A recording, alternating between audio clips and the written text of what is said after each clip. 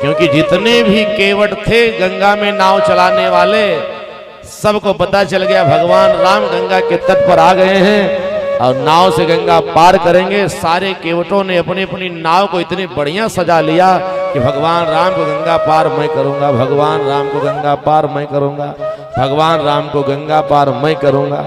केवट ने सोचा सबकी नई नई नाव है, सबने बढ़िया सजा ली है, भगवान राम किस नाव पर बैठ के पार हो जाएं, मुझे तो ये सौभाग्य मिलेगा। हमारी तो पुरानी नाव न जाने कितने वर्षों की टूटी फूटी, उस पर तो राम जी बैठेंगे नहीं।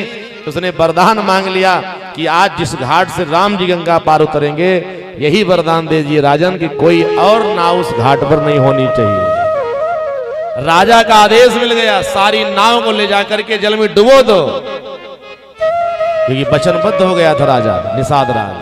इसलिए केवट की अकेली नाव दिख रही थी गंगा जी में। बीच धार में केवट नाव पर बैठा, भगवान राम गंगा के तट पर पधारे। तो भगवान राम ने केवट से आज नाव मांगने के लिए मांगी नाव न केवट आना, मांगी नाव न केवट आना, मांगी नाव न केवट आना, मांगी नाव न केवट आना, कहीं तुम्हारे परममय जाना, कहीं तुम्हारे परममय जाना। भगवान राम ने आज केवट से नाव मांगा और केवट अपनी नाव पर बैठा है।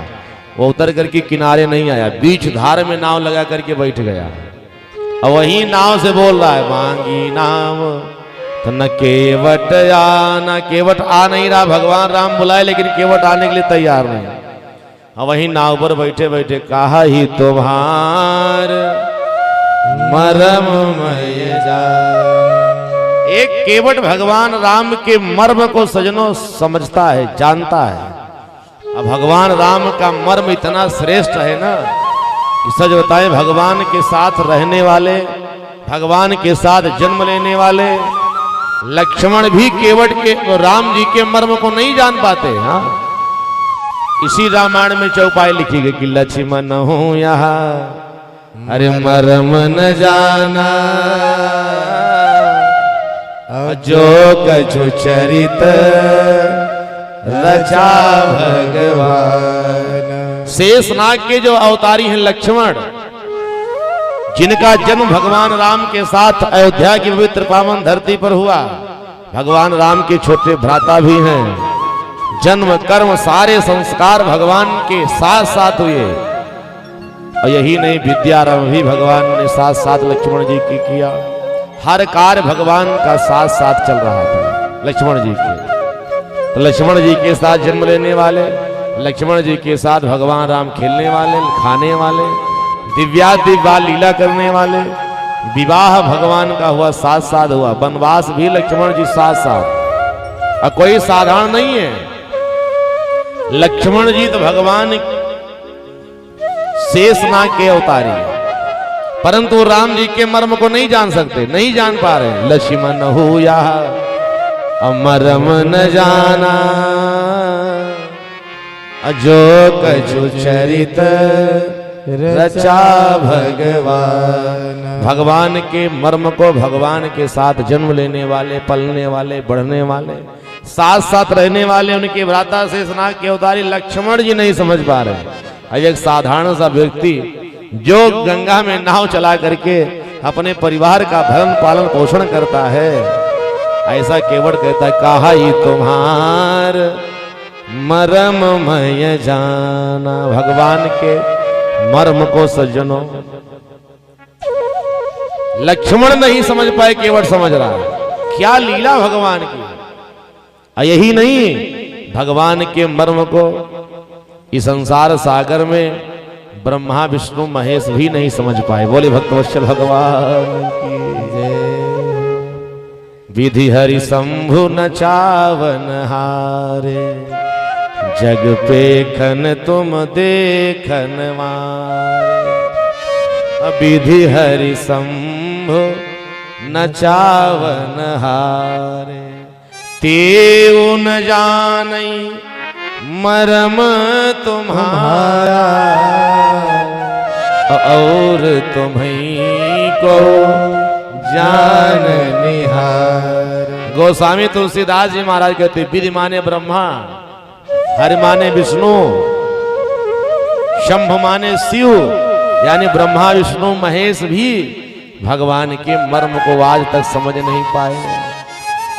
जिस राम के मर्म को ब्रह्मा विष्णु महेश भी जानने में असमर्थ है, याद रखना, शेषनाग के रूप में अवतार लेने वाले लक्ष्मण भी भगवान के मर्म को जानने में समर्थ हैं।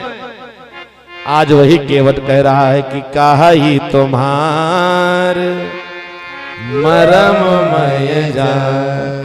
केवट भगवान के मर्म को जान रहा है। क्यों?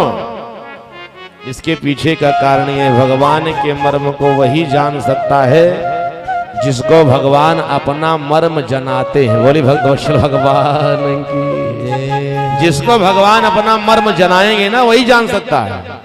ब्रह्मा जी को नहीं जनाए, ब्रह्मा जी नहीं जान पाए। शिव जी को नहीं जनाए, शिव जी नहीं जान पाए।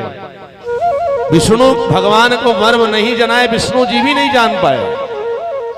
लक्ष्मण जी को नहीं जनाना चाहे तो लक्ष्मण जी भी नहीं जान पाए। लेकिन केवट को भगवान राम अपना मर्म जना रहे, तभी उसको पता है। इसलिए गोस्वामी जी ने बढ़िया पंक्ति प्रस्तुत की है कि सोई जानई जेहि देहि जनाई, सोई जानई जेहि देहि जनाई, सोई जानई जेहि देहि जनाई, सोई जानई जेहि देहि जनाई। जानत तुम ही होई जाई, जानत तुम ही होई जाए।